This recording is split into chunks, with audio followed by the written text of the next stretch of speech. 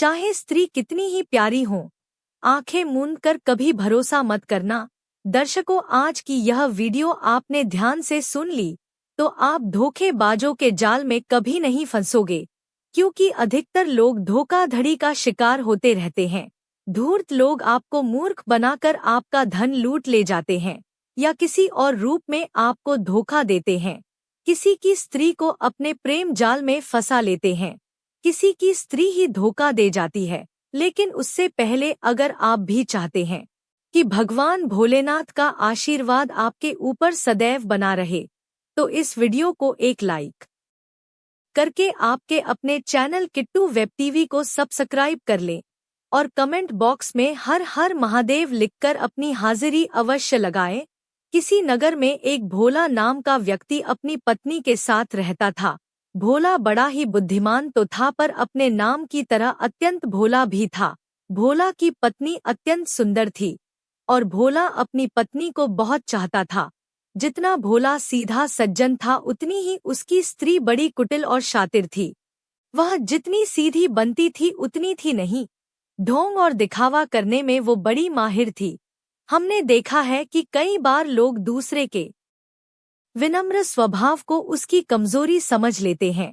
अगर कोई आपको इज्जत देता है, आपका सम्मान करता है, आपके रूप गुण की प्रशंसा करता है, आपको वह खोना नहीं चाहता, इसीलिए आपके आगे झुक जाता है, आपसे प्यार करता है, इसीलिए आपकी हर बात मान लेता है, आप पर भरोसा करता है, इसलिए आपको पूरी आजादी देता है, आपको दुखी नहीं देखना चाहता, आपको उदास नहीं देखना चाहता, इसलिए आपकी हर ख्वाहिश पूरी करता है।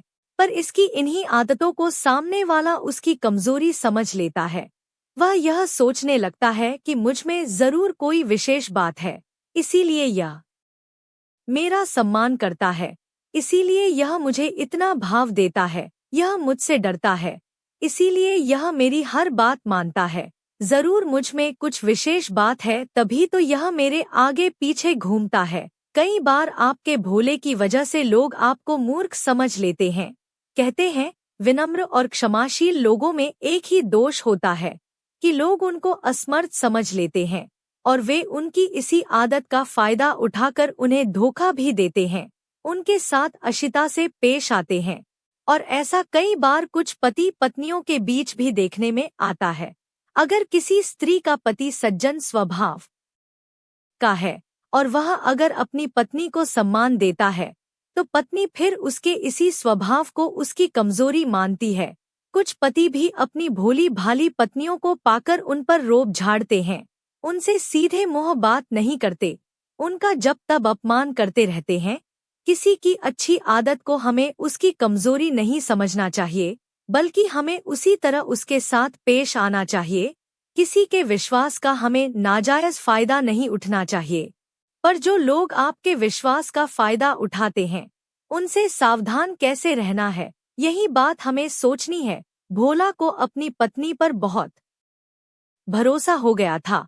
उसकी पत्नी आए दिन उसके सामने बनावटी प्रेम परोसती थी, उससे मीठी मीठी बातें करती हुई उसे विश्वास दिलाती थी कि वह उसकी बहुत अच्छी पत्नी है, पर उसके मन में कुछ और ही चलता रहता था। उसके इसी दिखावे को भोला सच मान लेता था।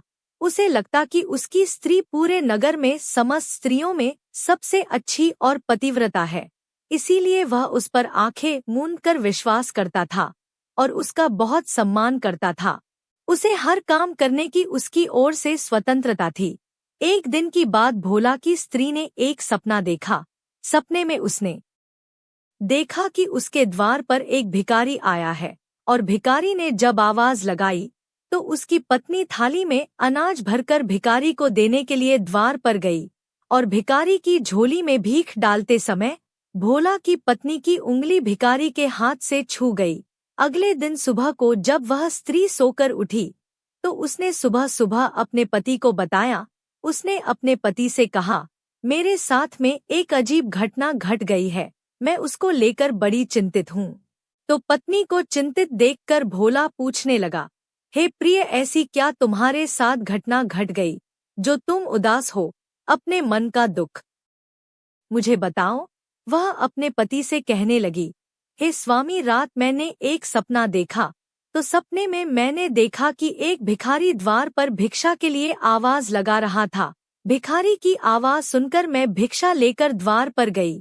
मैंने उसकी झोली में भीख डालनी चाही, तो धोखे से मेरी उंगली उसके हाथ से छू गई। इसी बात को लेकर मैं बड़ी चिंतित हूँ। आप तो जानते ही हैं कि मैं एक पतिव्रता स्त्री हूँ और पतिव्रता को किसी दूसरे पुरुष का स्पर्श नहीं करना चाहिए। धोखे से मेरी उंगली उसके हाथ से छू गई, यह मुझसे अपराध हो गया। मैं यही बात सोच सोच कर बड़ी दुखी हूँ कि मेरा पतिव्रत धर्म नष्ट हो गया, क्योंकि कहते हैं पतिव्रता स्त्री का धर्म होता है कि वो सपने में भी किसी पर पुरुष का चिंतन ना करे, लेकिन मैंने तो उसे छू लिया। हे स्वामी, इसीलिए मैं आपसे कहती हूँ कि आप मेरी उसी उंगली को काट दीजिए जिस उंगली ने उस भिखारी को छुआ है। तभी मेरे हृदय में शांति आएगी, तभी मेरा पतिव्रत धर्म बच पाएगा। पत्नी की ऐसी बातें सुनकर भोला बड़ा प्रसन्न होता है। सोचने लगा कि अगर उसकी पत्नी उंगली छूने पर उंगली कटवाने की बात कह रही है तो वो वास्तव में पतिव्रता है। तब भोला अपनी स्त्री से कहता है, हे प्यारी, इस बात में कोई संदेह नहीं कि तुम पतिव्रता स्त्री नहीं हो। भोला समझाने लगा, हे प्रिय, अगर सपने में किसी भिखारी को भीख देते समय उससे उंगली छू गई तो इसमें कोई पाप की बात नहीं है। पाप तो मन में सोचने से होता है। तुम चिंता ना करो, मैं तुम्हारी उंगली नहीं काटूंगा। मेरी नजर में तुम पतिव्रता हो और तुम्हारा पतिव्रत धर्म बरकरार है। दर्शकों, इस प्रकार से भोला ने अपनी पत्नी को पतिव्रता समझकर उसकी बहुत प्रशंसा की। उसे अपनी पत्नी के पतिव्रत धर्म पर बहुत नाज हो रहा था, और हो भी क्यों नहीं। धोखे से उंगली छूने पर वह उंगली काटने की बात कर रही थी। ऐसे में तो फिर विश्वास और मजबूत हो जाता है। अब तो भोला पूरे नगर में अपनी पत्नी के गीत गाता फिरता था कि मेरी पत्नी पतिव्रता है, मुझे अपनी पत्नी पर बड़ा नाज है। ऐसी स्त्री बड़े भाग्यशाली लोगों को मिलती है। अब तो भोला अपनी पत्नी का और भी ज्यादा आदर सम्मान करने लगा। उसकी पत्नी के भी उतने ही नखरे बढ़ते चले गए।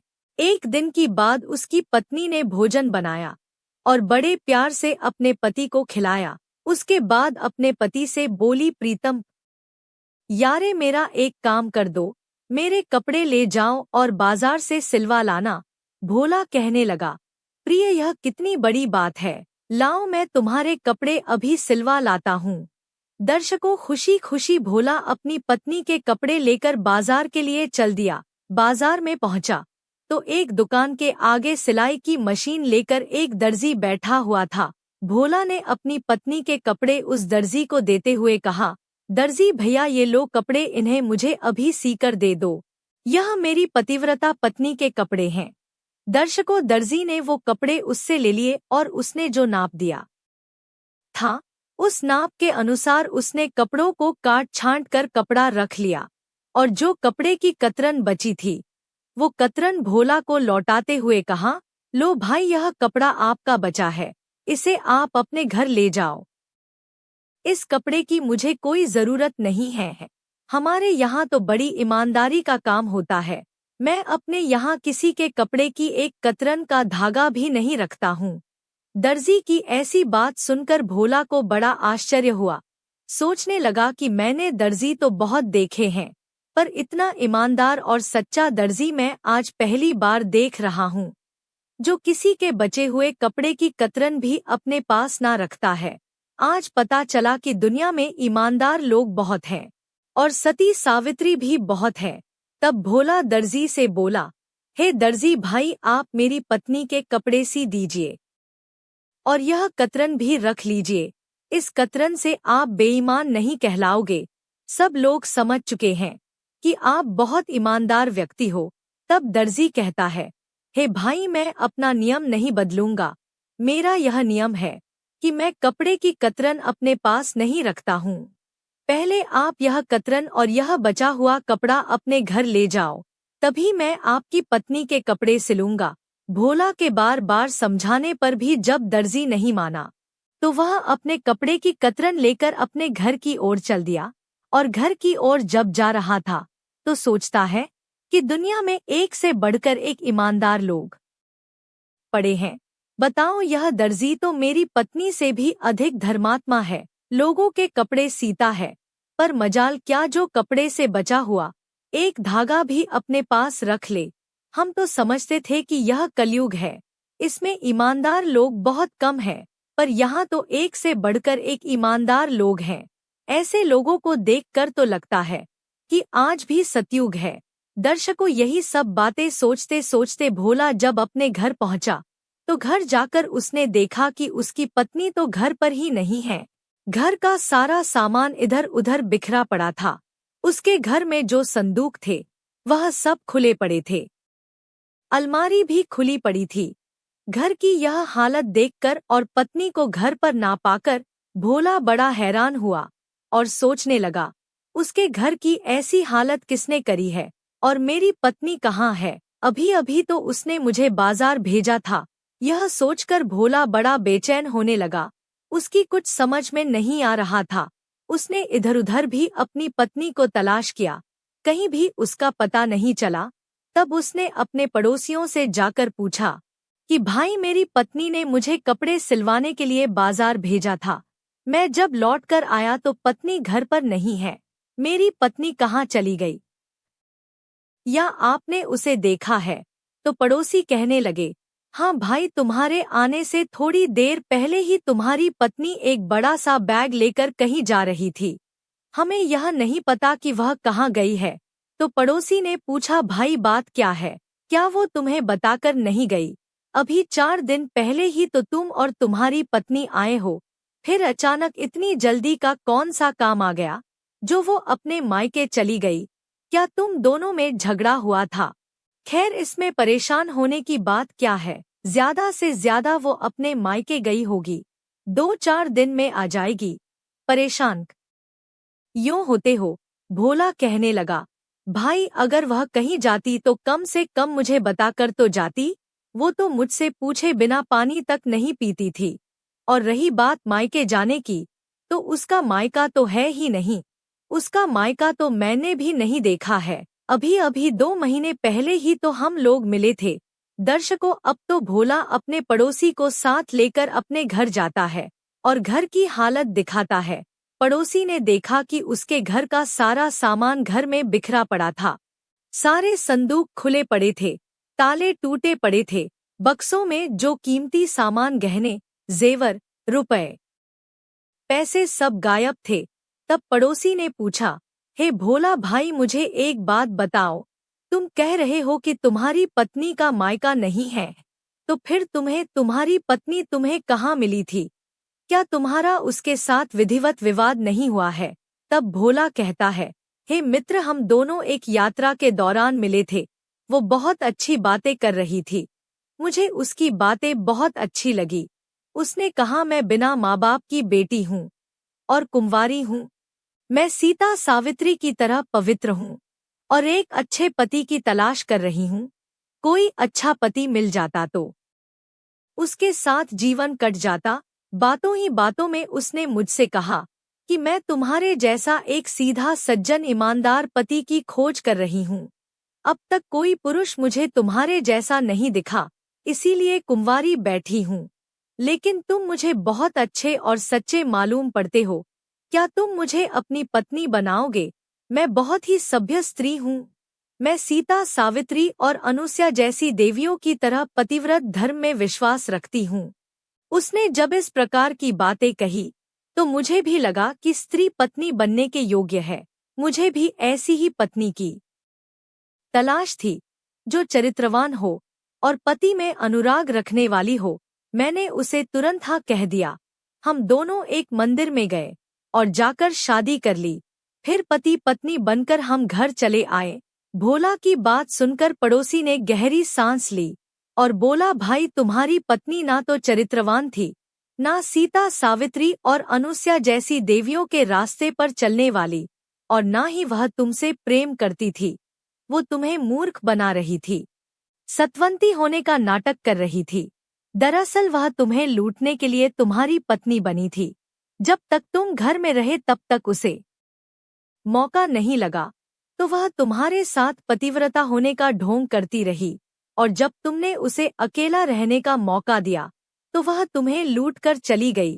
वो तुम्हारा सारा धन माल लूट कर तुम्हें मूर्ख बनाकर जा चुकी है।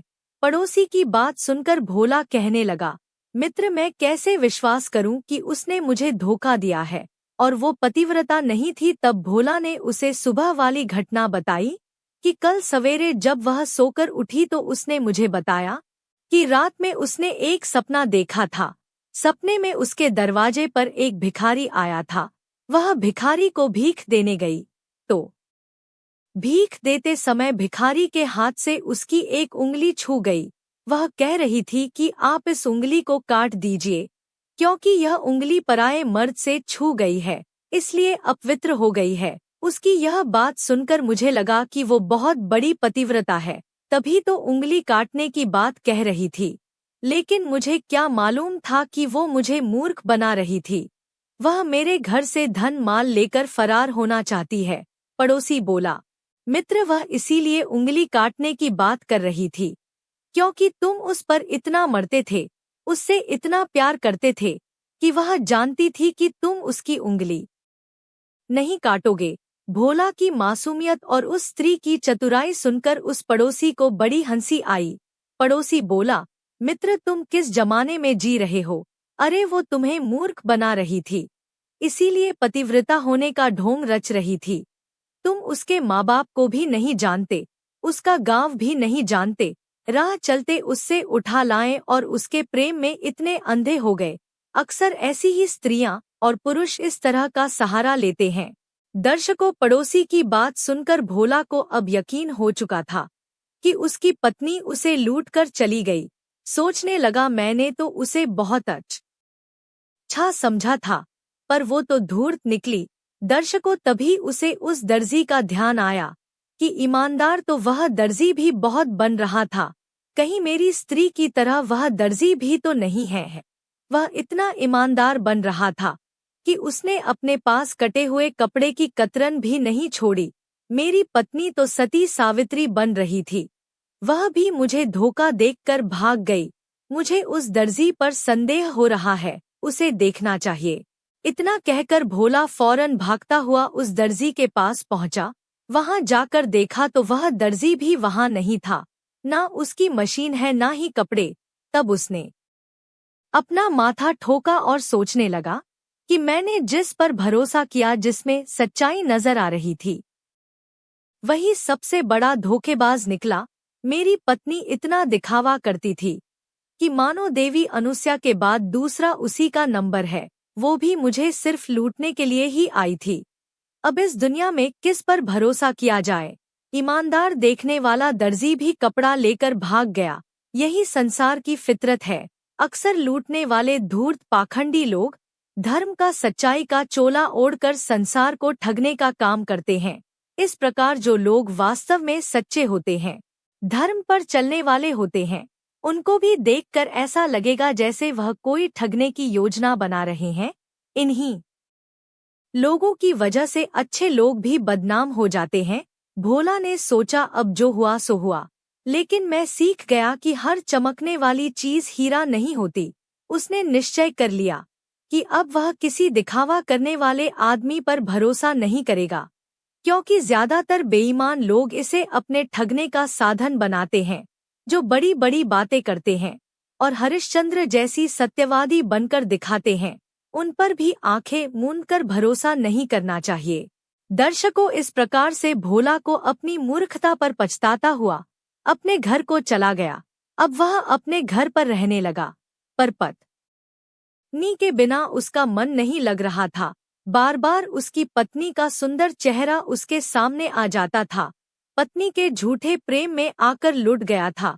इधर सुबह को भोला ने सोचा कि मैं जिस पत्नी की गांव वालों के सामने प्रशंसा करता था, अब उन्हें कैसे मुंह दिखाऊंगा जब उन्हें पता चलेगा कि मेरी वही पतिव्रता पत्नी जिसकी मैं प्रशंसा के पुल बांधता था, वह मुझे छोड़कर भाग गई है और मेरे घर से धन माल लूट कर ले गई, तो वे मेरी खिल्लियां उड़ाएंगे। यही सोचकर उसने रात के अंधेरे में ही अपने घर पर ताला लगाया और परदेश को धन कमाने के लिए चल पड़ा। सोचा परदेश में छोटी मोटी नौकरी करके अपना गुजारा कर लूंगा। दर्शकों, कई दिन तक वह परदेश में रहकर काम करता रहा। उसके जीवन में अच्छे बुरे लोग भी मिले, लेकिन फिर उसने कभी किसी पर विश्वास नहीं किया। कहते हैं, आदमी ठोकर खाकर ही होश में आता है। ठोकर भी जीवन को बहुत अच्छा सबक दे जाती है। इस प्रकार कई जगह की ठोकर खाता हुआ भोला एक दूसरे राजा के राज्य में पहुंचा। उसने सुना कि वहां का राजा एक बात को लेकर बड़ा परेशान रहता है। दरअसल बात यह थी कि उस राजा के राज्य में छोटे छोटे बच्चों की चोरी हो जाती थी और बहुत ढूंढने पर भी बच्चों को चुराने वाले का पता नहीं चलता था। राजा इस बात को लेकर बड़ा चिंतित था कि बच्चों को चुराने वाला चोर आखिर हमारी पकड़ में क्यों नहीं आता है। परेशान होकर के राजा ने पूरे राज्य में इनाम की घोषणा कर दी थी कि जो कोई बच्चा चोरी करने वाले चोर को पकड़ेगा उसे बहुत सारा इनाम दिया जाएगा। यह बात जब भोला ने सुनी तो बिना देरी किए वो राजा के दरबार में पहुंच गया और राजा से बोला, महाराज, बच्चा चोर को तो मैं पकड़ सकता हूँ। राजा ने कहा, अगर ऐसी बात है तो हम तुम्हें बहुत इनाम देंगे, लेकिन तुम्हें बच्चा चोर को पकड़ना होगा। भोला ने राजा से कहा, महाराज, इसके लिए आपको मेरे 2 काम करने होंगे। एक तो मुझे कुछ सिपाही देने होंगे जो मेरी सुरक्षा कर सकें और मैं जिसे कहूँ उसे पकड़ सकें, और दूसरा काम जिसे मैं बताऊंगा उसे गिरफ्तार करना पड़ेगा। राजा ने कहा, ठीक है, हम ऐसा ही करेंगे। राजा ने तुरंत 4 सैनिक भोला के साथ कर दिए। भोला उसी दिन से चोर की निगरानी करने लगा। धीरे धीरे कई महीने बीत गए, लेकिन चोर अभी तक पकड़ में नहीं आया था। एक दिन राजगुरु वह अपनी सवारी पर बैठकर बड़ी धूमधाम से चला आ रहा था। भोला भी अपने सिपाहियों के साथ वहीं पर था। उसने देखा कि राजगुरु कीमती वस्त्र पहने हुए, बहुमूल्य रत्न आभूषण धारण किए हुए है और सुगंधित इत्र छिड़क कर राज्य में भ्रमण कर रहा। इसके आगे पीछे बड़ी चहल पहल है, बैंड बाजे बज रहे थे। बड़ी धूमधाम से राजगुरु की सवारी शहर के बीचों बीच होकर गुजर रही थी। भोला ने देखा कि इस राजगुरु की तो राजा सहित सभी लोग इज्जत कर रहे हैं, फिर इसे इतना दिखाने की क्या जरूरत है। कहीं ऐसा तो नहीं कि यह भी मेरी पत्नी की तरह दिखाकर लोगों को लूटता हो, उनके बच्चे चोरी करता हो। जिस तरह मैं अपनी पत्नी को नहीं पहचान पाया हो सकता है, उसी तरह यहाँ के लोग इसको नहीं पहचान पाए हों। भोला ने सोचा कि हो ना हो यही व्यक्ति लोगों के विश्वास का फायदा उठा रहा है। उसने तुरंत सिपाहियों को आदेश दिया और राजगुरु को पकड़वा लिया। राजगुरु के हाथों में हथकड़ी डलवा दी और उनसे कहा कि हमें सब पता चल गया है कि तुम ही यहाँ से बच्चे चोरी करते हो। सच अपने मुंह से ही बता दो, वरना तुम्हें फांसी पर लटका दिया जाएगा। दर्शकों, अपने हाथों में हथकड़ी देखकर राजगुरु भयभीत हो गया। उन्होंने डर के मारे सारा भेद अपने आप उगल दिया कि मैं ही यहाँ से बच्चे चोरी करवाता हूँ और अपने आश्रम में बंद कर देता हूँ। जिन जिन के बच्चे चोरी हुए थे वे राजगुरु के आश्रम से अपने अपने बच्चों को ले आए। लोगों को पूरी तरह से यकीन हो गया था कि राजगुरु ही चोर है। इधर राजा को यह खबर मिली कि उसके गुरु को चोर समझकर भोला ने गिरफ्तार कर लिया है, तो उसे विश्वास नहीं हुआ, क्योंकि हद से ज्यादा अपने गुरु पर विश्वास करता था। उसने फौरन भोला को अपने दरबार में बुलाया और उसे डांटते हुए बोला, क्यों भाई, तेरी हिम्मत कैसे पड़ गई मेरे गुरु को बंदी बनाने की? तेरे पास क्या सबूत है कि मेरे गुरु ने ही बच्चे चुराए हैं? भोला कहने लगा, महाराज, आपके गुरु स्वयं अपने मुख से यह बात कबूल कर चुके हैं कि मैं ही चोर हूँ, और ना मानो तो आप स्वयं पूछ लो। दर्शकों, जब राजा ने उनसे पूछा तो राजगुरु ने लज्जा से अपना सिर झुका लिया, क्योंकि पापी को अपने पाप का ही डर लगने लगता है। रही सही कसर लोगों ने पूरी कर दी कि महाराज, राजगुरु ही चोर है, हमारे बच्चे इनके ही आश्रम से मिले हैं।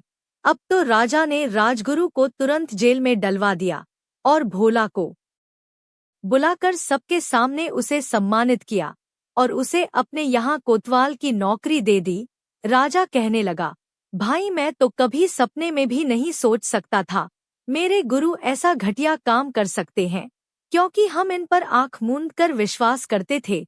राजा ने पूछा, हे भाई मैं तुमसे जानना चाहता हूँ कि तुमने राजगुरु को कैसे चोर समझा।